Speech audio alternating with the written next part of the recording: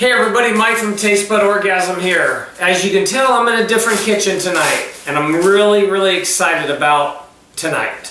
I am in the home of John and Richard, sorry. It's been a long week. But John and Richard's home here in Palm Springs, California. Now, you can see we got set up here. You're going, what are you making there? Well, it's Italian. John, who you're going to meet here in just a moment, he is full-blooded Italian. His grandmother was from Rome. So you know she made him get in the kitchen and learn how to cook, which is an awesome thing. We're going to do 2 sauces tonight, but give me a moment before we get started. I'm going to show you some of the ingredients.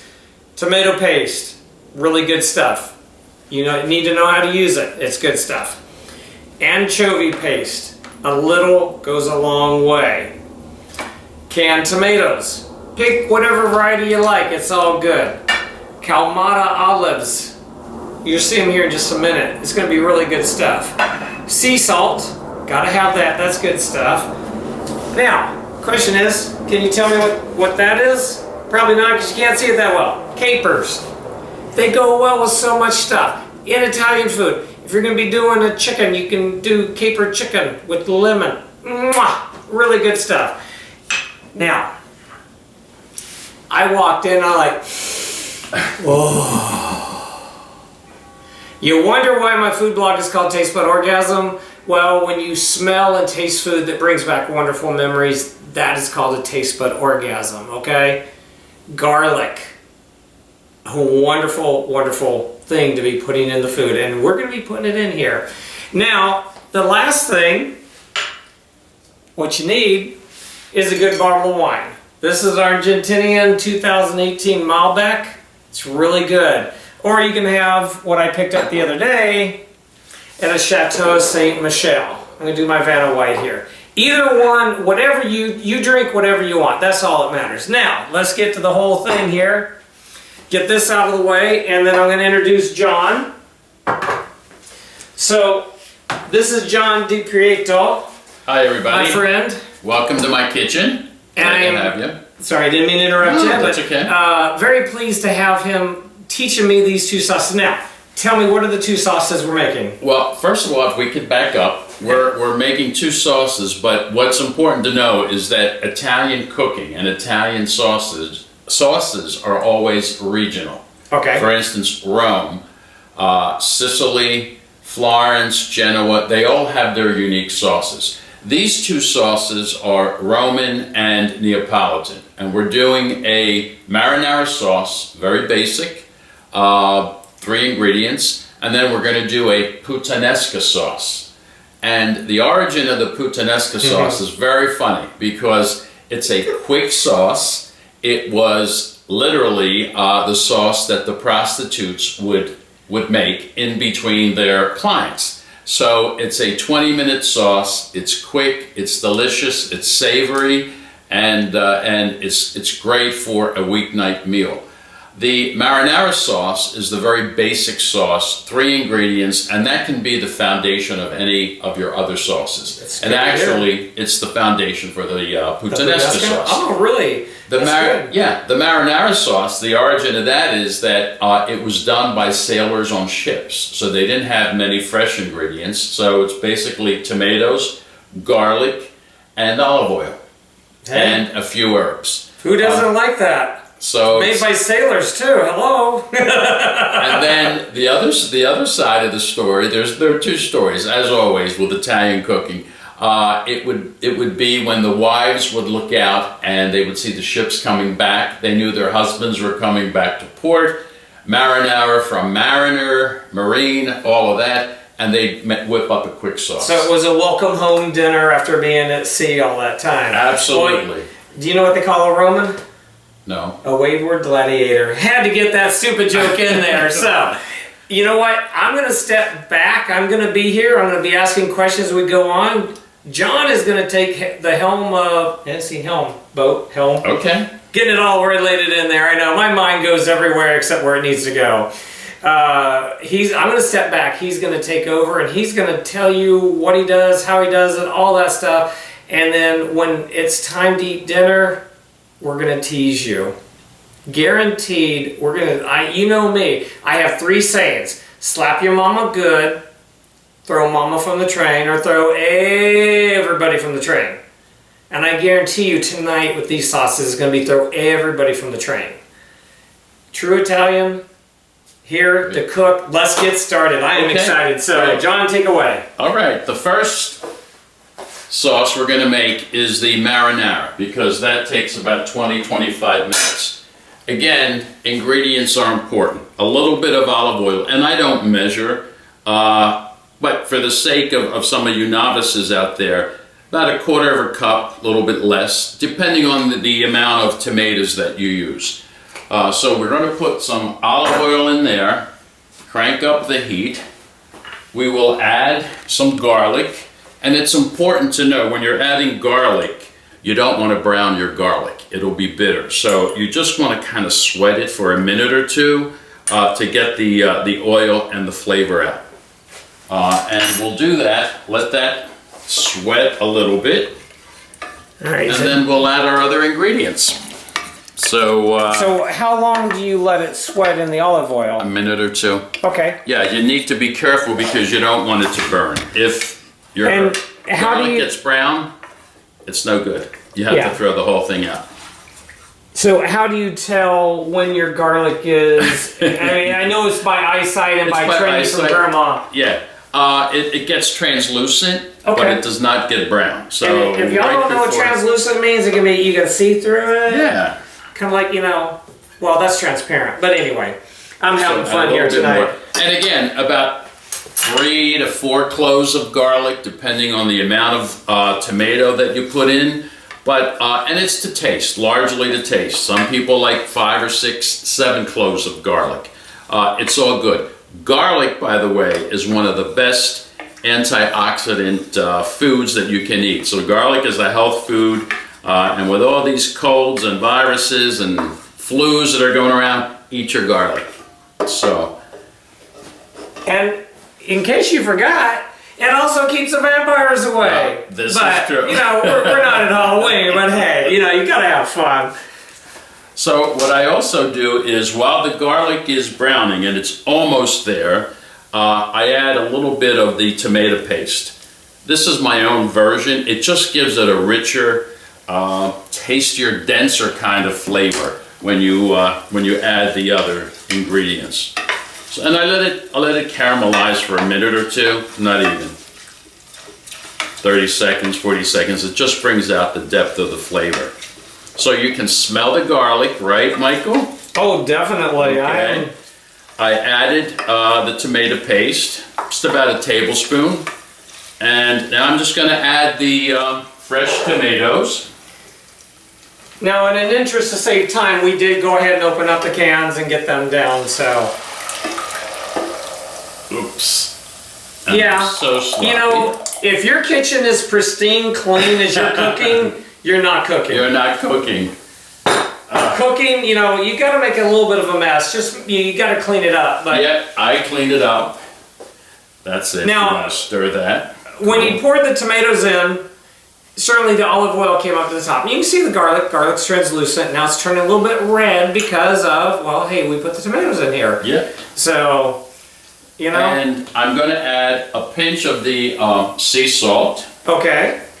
Because these tomatoes, if I can find the San Marzano crushed tomatoes that have low sodium, very little salt, I like that because I can control the amount of salt for health reasons. And I want to mention too, a lot of these sauces that I have kind of adapted, I've made for healthier types of cooking, rather than the old traditional recipe. So we're going to put a pinch of salt in there. And a pinch of salt to John, it may be different than to me, to you. The thing to do is you put what you think should be in there. It's to taste. And let it cook in for a while, and then taste it, and maybe add a little more. The thing you don't want to do is add too much, because then it's like, okay, how do I get rid of it? Well, you can either do peanut butter, but in pasta sauce, that's not going to work. So you got to put a potato to help get rid of the saltiness. Exactly. And a pinch of crushed red pepper. So that's probably like maybe 1/8 of a teaspoon of both. Right. If you like things spicier, obviously you could put a half a teaspoon. And which pepper were you using there? Just red pepper? Crushed red pepper. Yep. And you know, you depending on what pepper you like, you may not like red pepper. I love Calabrian chili. Yes.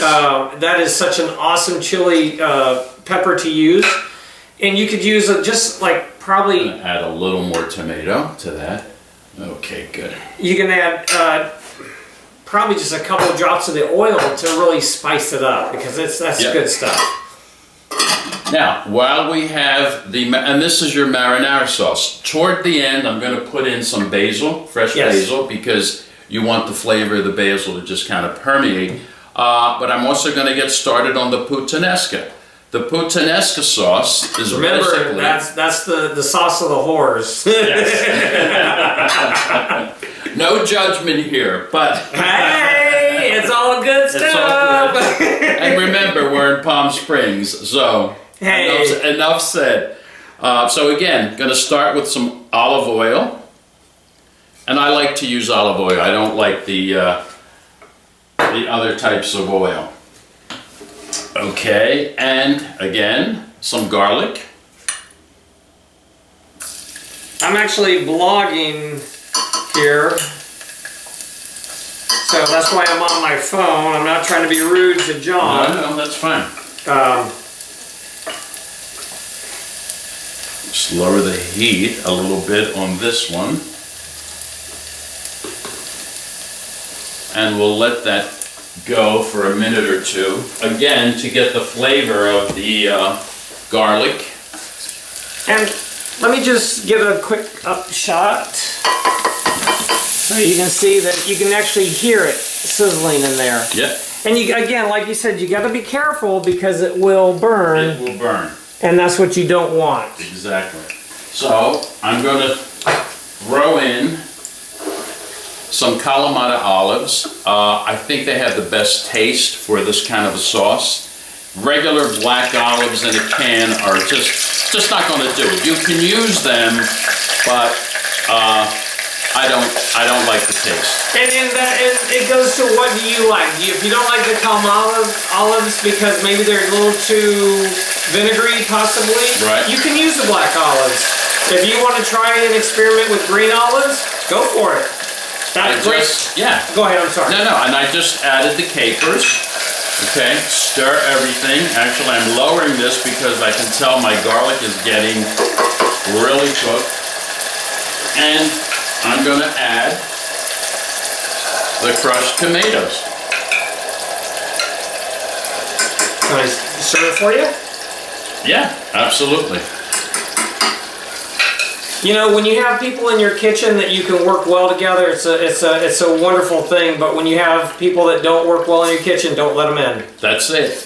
This is a wonderful relationship we have here, and you know, very happy that John said yes, let's do this. Found out where he was from and everything. I'm like, son, I need you. Sorry, I'm from the South. I said son, but you know, this is the stuff that your meals are made of. It's what makes the memories when you're cooking. A friend of mine, she is Italian descent, and I just confirmed with her an Italian dinner for her birthday. I won't tell you how old she is. I am not going to do that. But she is a tremendous woman who is actually an opera singer, and she is a teacher at one of our local schools. So we got carried away talking. You can actually put the anchovy paste in at any time. I like to put it in when I'm browning my garlic, and I forgot to do that. But you can put it in at any time, and it disintegrates. It gives it a rich flavor. Now, because we put the anchovy paste in here, I don't add additional salt because the anchovies are salty. Exactly. Can you use the flat anchovy in the tin? Absolutely. Maybe about 3 or 4 depending on your taste. I like the paste. It's just easier, and you don't have to fuss with all of the large pieces of fish. So let me ask you this. If somebody doesn't like fish or is allergic to fish, like I can't do any type of seafood because it will kill me. It will kill me rather quick. Okay. And if I don't want anchovies, what can I use to substitute for anchovies? Well, you can just leave it out. Put a little bit of red pepper, if you like, a little bit of oregano. I'm going to add a little bit of oregano to this puttanesca. Just maybe a quarter of a teaspoon, an eighth of a teaspoon. Oregano is very pungent, so if you have the fresh, you can put more. The dried is a little bit more pungent, so you need to taste. And the thing about your spices that you need to pay attention to how long they've been in your cabinet. If they're over a year old, they're not going to be as potent as they were when you bought them. Exactly. So you have to remember that and go from there. And you know, again, you put what you think you should have in there, let it cook in for a while, taste it, and if it needs more, add a little more. But don't go overboard because it's too hard to back it out. Exactly. You can always add more toward the end, but it's tough to take stuff out. You know what we're forgetting right now? Having a drink? Exactly. Yes. Sorry, folks, but That's okay. I drink. And I'm just so happy that John said yes, and you know, I'm here at his house, and his husband's going to be home soon, and we're going to have a wonderful meal. And this is, I wish you could smell this. I mean, from the garlic walking in to all this, it's just... we're going to lower the heat a little bit. And you can hear the clock there. There you are. Cheers, everybody. Cheers. Salud, as we Salud. say. Chin chin.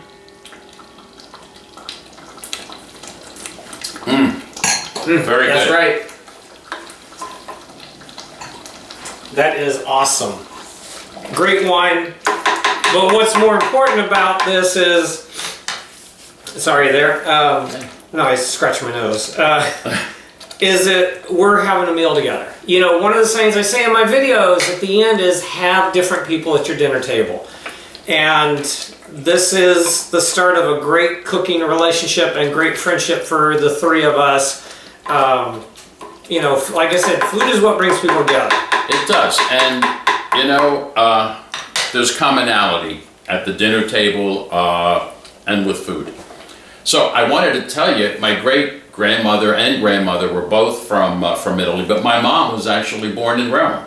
Okay. So I learned a lot from her as well. And in fact, when I was a young kid going to kindergarten, I didn't even speak English. They had kindergarten back then? Yes, they did. It was the 1800s. We're pretty much the same age, but hey. And we're good looking and well preserved. Well, I don't know about that, but in any event, yeah, so I learned at an early age. I'm not a chef by profession, obviously. I'm an attorney, but I've always had a passion for cooking and baking, and I've been doing it since I was about 7 years old. Go ahead. No, go ahead. I was going to say, the very first thing that I made was cream puffs at my mother's side. Go figure. So, gravy like this, we call it gravy, but sauces like this are nothing. They're so easy. And with sauces like this, granted, we're going to have pasta. Yep. But you could just have a loaf of bread. French bread, sourdough, whatever you want, just dip it in there and eat it. You got to be careful because this sauce is hot, so it will burn the roof of your mouth, burn your mouth at all. But this marinara sauce is good over fish. It's good over rice because the ingredients are simple. Again, olive oil, garlic, tomato, and we'll add a little basil. So you can adjust this and adapt it for any kind of a dish. You can put it over veal parmesan, chicken parmesan. That's your basic sauce. Baked ziti would go. Baked ziti, yep. Ooh. So what we also need to tell our friends out there is that there are different types of sauces. We talked about in Genoa they have the pesto, which is made with pesto. In Sicily there are a lot of sauces made with fish, sardines, and there's a great Arab influence in Sicilian cooking. In Bologna, you've heard of bolognese sauce, which is a meat sauce. That's the kind of sauce that takes about 5-6 hours to cook. I heard the best bolognese sauce was, what's her name? Julia Childs. I heard she had the best, but it's all personal preference of what. you know what? Grandma's is probably the best there ever was. So anyway, I'm sorry I interrupted you. Go ahead. So the thing you need to remember is some people think, oh, I need to make a marinara sauce and I need to cook it all day. Not true. The marinara sauce, 20-25 minutes. The puttanesca, same time frame. These are quick, easy, healthy sauces that you can have at the end of the day when you come home. You put your water on for the pasta, which I'm going to do to get the hot water going. And by the time the water boils and the pasta cooks, you have your dinner ready. So it's convenient, it's easy. Yeah, and now let me ask you this. Yes. We make this, we eat dinner, we get the kitchen cleaned up, we still have a bunch left over. Yes. Certainly we can put it in the refrigerator and keep it up to 5 days after it has cooled and gone into the refrigerator. How well does this freeze? This freezes perfectly. Oh, so I will make, and again, we're using, because of the kitchen, because of the logistics here, with the camera and all that, I'm using small pots. But when I make my gravy or my sauces, I'll make a gigantic pot and I'll freeze about 7-8 large containers. And I have it. And I usually do the marinara so that then I can adjust it. If I want to put meat in it later, like sausage or meatballs, I can do that. If I want to put some kind of shrimp in it, I can do that as well. So it's very versatile, as they say. That's versatility is a great thing. Isn't it? It is. Trust me, it's a wonderful thing. So going back to meatballs. Yes. Would you do like all pork, all beef, all chicken, or would you do like beef, pork, and chicken, or beef, pork, lamb? The secret to good meatballs is a combination of beef, pork, and veal. The three meals equal. I mean, the three meats equal amounts. And you add garlic, you add fresh parsley, fresh basil, macaroni cheese, which is Parmigiano or Grana Padano. I never heard it called macaroni cheese. Yes, we call it macaroni cheese. So you're getting the real Italian ghetto language here and terms. We're wonderful for that. So in any event, and then I add some breadcrumbs, salt and pepper to taste, and I used to fry my meatballs. And they're so delicious when they're fried because they get crusty and all of that. Yeah. For health reasons and because everybody is health conscious these days, I bake them in the oven and they're just as good. So, and you can make 50, 60 at a time. He's giving up on frying. That can't happen. So, I'm not much of a fryer. You know what our next video is going to be. We're going to be making meatballs. Sounds and good. We're going to show you how you fry them and how you bake them. And you know what? We're going to throw them in the sauce. And we're going to have one meal that will be slap your mama good. Yes. It'll be throw mama from there. It'll be throw everybody from the train. I don't want to make y'all jealous. Because I am, as my grandmother would say, now remember, my grandmother grew up in Louisiana. She's like, oh, I'm just tickled pink. I never figured out how you can be tickled pink. You can be tickled blue because you can't breathe, but she's like, I'm tickled pink. And that for her, that was the ultimate compliment that she could give to somebody that when she got something that was just absolutely wonderful. So another video will be, I don't know when, but we'll do it. Yeah. But when you talk about the beef, chicken, and veal, what portions is it a pound? A pound each. Okay. Generally, I start with a pound each, and if you want to make more, you can just multiply it. But it is an effort to roll them and all that, and so I like to make them in quantity, and they freeze very well. And you can keep them for what, 6 months in the freezer? Absolutely. Yep. Just get all the air out. I freeze them on a cookie sheet first, so that they don't stick, and then I put them in plastic bags, maybe about 15, 20. And then just take it out as you need it. But it's great for, again, people who work, who come home and want a quick meal. And I can imagine the meatballs have a versatility of not only going into the marinara or the puttanesca, but you can use them, just heat them up and put them in pesto. You could eat them by themselves. You could make a meatball sandwich. Right, exactly. Trying to think how else you could use them. You can make them tinier and use them as Swedish meatballs in a brown sauce. I've done that. So yeah, it's very very versatile. The thing is, when you're making a standard ragu or regular traditional Italian gravy or Italian sauce, you start out with a piece of pork, a piece of beef, a large onion, and you fry that. You would fry your meatballs in the pan. You would take some of the drippings out, keep some of it in, and then you would add your tomatoes, garlic, and all your other ingredients. And that's the kind of sauce that you cook for 4, 5, 6 hours on low throughout the course of the day. Add the meat, sausage, meatballs at the end, and that is a regular, traditional, delicious Italian sauce. Yeah, and the great thing about when you fry everything up and you leave the drippings in the pan is, hey there, the other half's home. Want to come in and say hello? I was listening. Okay.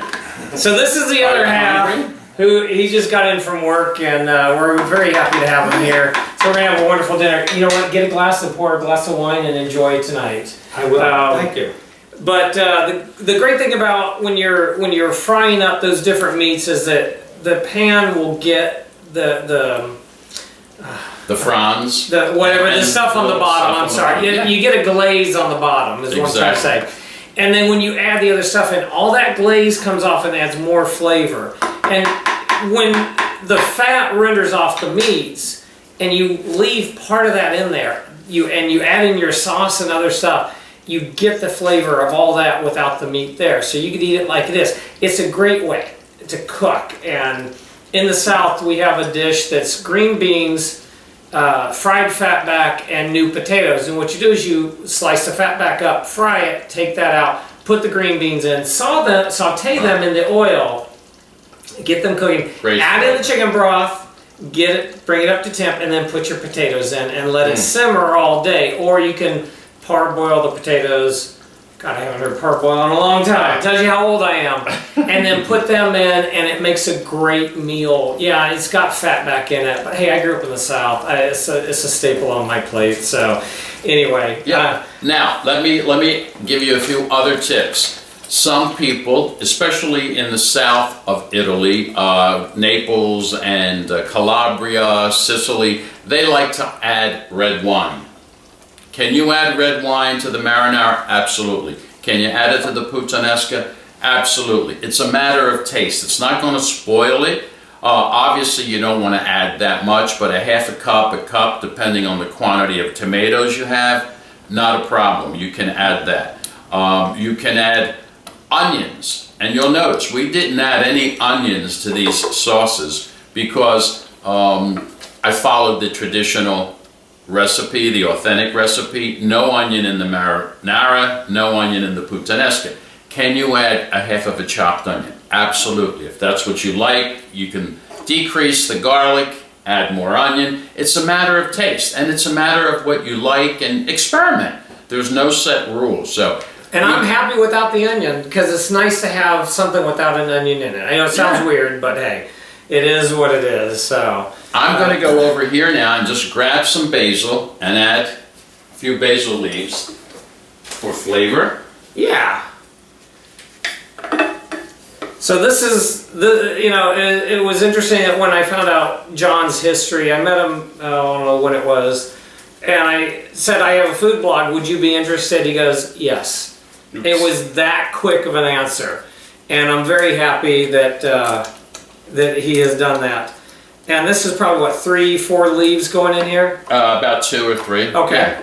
In each one, or 2 or 3 split between the two? Between the two. But you can add more. Again, it depends on what you like and taste. Go start off with a small amount, let it cook in, taste it, and see if it's what you like. And if you go, well, it needs something, add another leaf, chopped up leaf to it, and go from there. Because again, it's easier to come up to what you want than to go down from what you have. And everybody's like, that doesn't make sense. Well, I learned that from a Mexican woman who was all of about 4 foot tall, and I saw her grab a jar of peanut butter to put in some soup, and I said, Virginia, what are you doing? I was like, this woman's crazy.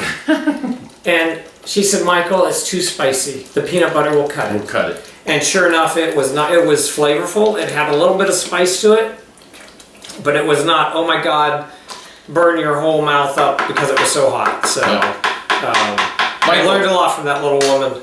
Great. Let me tell you too, there are some great traditional recipes, even in French cuisine.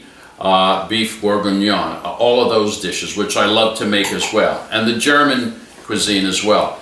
What you need to know is that we can take any traditional, authentic recipe and cut the calories, cut the fat, and make it more healthy in terms of today's standards and today's conditions. So you can always adjust, and if you have the right ingredients, you can always make food healthier. And I've tried to do that. I try to avoid the heavy fats, the grease, the sausages. Every once in a while, you need some of that, but you can do a number of things to lessen the adverse health impact that we're so conscious about today. And that is true, but you do need a little bit of the fat in there to give it the flavor. Some people think I need to avoid my recipes and diet of all fat, and that in itself, my personal opinion is not good.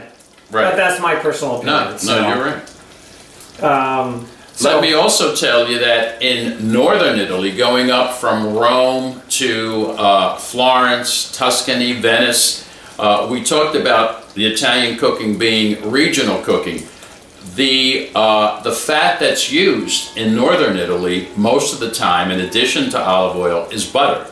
So because there are cows, because there are farms in central and northern Italy, their fat of choice is more butter. And there's also a French influence. So sometimes you'll see Marcella Hazan, one of the great Italian cookbook authors, Lydia Bastianich, also one of the Food Network stars, mixes olive oil with butter sometimes, depending on the recipe.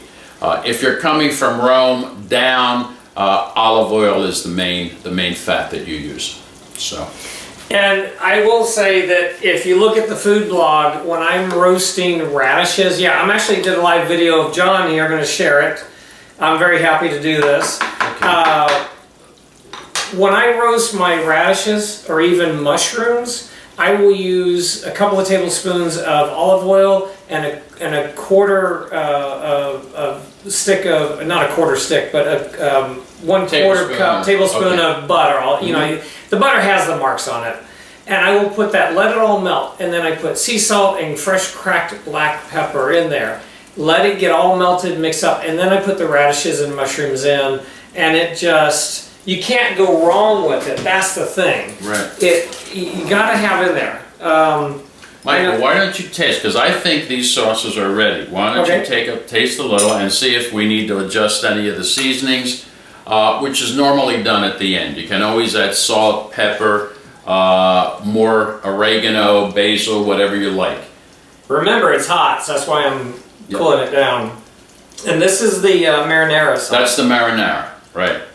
So it's not going to be as pungent as the Puttanesca, which is olives and capers that are I think it's briny. fine. Okay, I think it is perfect. Good. Enough spice, right? Remember to put a little red pepper. So I did wash my spoon off, just in case anybody's asking. Try that. Now remember, this is the Puttanesca. And what does it mean? Y'all know what it means. I like in to the say style of the hose. I just like It's one of my favorite, but we won't say we won't go there. But anyway, I was telling somebody at my job today. I said, "Oh yeah, I'm going to make a cooking video tonight with John, and we're going to make Puttanesca." And they go, "Oh really?" I said, "Yeah, it's the sauce of the horse." And she about fell over laughing so hard. It was, you got to have fun in life and everything. So. And one of the nice things about the Italians are that they love to have fun. They make fun of their cooking, and the dinner table is always a treat. Folks, I just got moist. Is it good? Oh yeah. Okay. Pungent enough? Doesn't need anything? You can taste the capers. You can taste the basil. You can taste the garlic. That's the important thing. Good. It's very pleasing to the palate. It's not like, you know, some sauces you try to like, you know, they just kind of make you go, oh, that's not very good. Using too many kalamata, I have trouble saying that word, I don't know why. Kalamata. Kalamata. These can be very pungent. Yes. That's the word of the night, is pungent. Can you spell pungent? Because I don't think I can. So, but a tip is, you know, you can rinse them as well. I did it because I like the brininess. Yeah. I like the taste, but I don't add salt because you don't want to add additional salt and make it too salty. So you need to, you know, play with the ingredients. Putting too many of these in can definitely ruin the recipe. So then you'd have to try to add in more tomato sauce. But that doesn't always work, just adding in more tomato sauce or something to try to get it going. But this man knows what he's doing. He was taught by his grandmother, his mother, and other people in his family from Rome and wherever else, you know. Abruzzo, yeah. And as you heard him say earlier, his first language was Italian. Yeah, so started kindergarten and I couldn't speak English, so I don't remember, obviously, but anyhow. But here we are. I think what we're going to do now is turn the camera off. Pasta's going to be going in just a minute. After it gets plated, I'll be back. So stay tuned. You'll see my mug and his handsome face again. And yeah, just stay tuned and I will give you a full report. This will be on the website with the full recipe and everything. So I'm going to turn the camera off. You got anything you want to say? Thank you for coming to our kitchen. All right, so the marinara sauce is done. Oh, let me tell you. It's slap your mama good. Oh, it's throw mama from the train. And this is how you do it. Just pour it on. And you don't necessarily need to mix it up. You can so you have all the pasta covered. But, you know, when you go in to get it, it's going to get covered. And the other thing John is doing is, I'll let you explain, John. Yeah, sometimes your sauce might be a little thick from the cooking, depends on the tomatoes and so on. You can always reserve some of the pasta water before you drain it, and you can always add it into the pasta to make it more flowing, because the pasta will suck up the sauce. Yeah, so make it thinner, basically. Yeah, it makes it thinner. So I'm just going to add a little because I can tell this is a little dense. And then what we'll do is we can always add more gravy on top.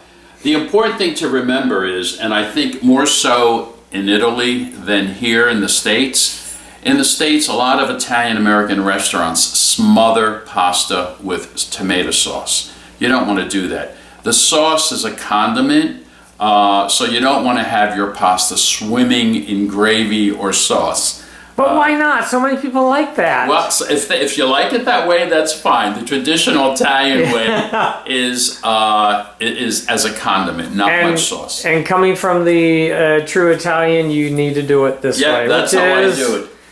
Now, my husband loves extra sauce, so I know that on his dish I always put more sauce. So, but again, it's a matter of taste. There are no rules other than what goes for you, what you like, and what your tastes are. So, and the advantage of having extra sauce when you have really good bread is you get to sop up the sauce with the bread. Exactly, and we have some great olive bread that we got from one of the local bakeries. So we are so lucky in this valley that we have got so many wonderful bakeries and restaurants and everything, and then we got people like you who know how to cook, and myself and many others. It's just a great thing. So and Michael, thank you so much for inviting me. I look forward to doing more things with you in the kitchen. Hang on, let me turn the camera on. Yeah, we'll have fun. Hang on, let me show you so you can see what's going on. There we go. Great. So folks, this is the beginning of videos for us. Now, John is a lot like me. He doesn't want you in the kitchen because most people are pain in the asses. Yes. We can work well together. That's the great thing about this relationship we have going here. And we will. here's to many more meals that we're going to cook together and film together and have a great time. So, but as I end this video, because we're going to get our grub on. Yes. All right, what do they say in Italian? Tutti a tavola. Everybody to the table. Okay, Let's remember, go. food is what brings people together. Have different people at your table. It makes for a great conversation. Put your cell phones down, turn the music on, have a great time. Until you see my mug again. And John, don't worry, this man's very important in my life because he's showing me stuff that I don't know how to make. We'll talk to you later. So bye for now. Bye-bye. Ciao.